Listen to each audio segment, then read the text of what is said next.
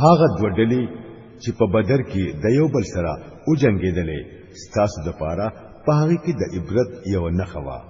یو ډله د الله په لار کې جنگیدله او بل ډله د کافرانو وا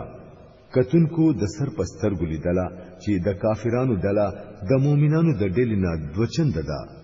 خو د نتیجې نه دا ثابت شوه چې الله چاله اوغاړي هغه لفتح او امداد ورکوي د سترګو د خاوندانو د پاره پدې کې ډېر عبرت پټ پروت دی د خلکو د پاره زړه غختون کی سيزونه لکه خزي اولاد د سروس پینو خزانه نخدار خپل اسونه ساروي او د فصل زمکی ډېر خسته جوړ کړی شوی دی خدا ټول د دنیا د یو څو ورځو د ژوند سامان دی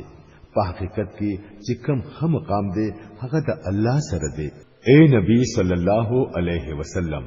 ورته وایا چې آیا زدرته او خیم چې دغه نه زیات بهتر څه دی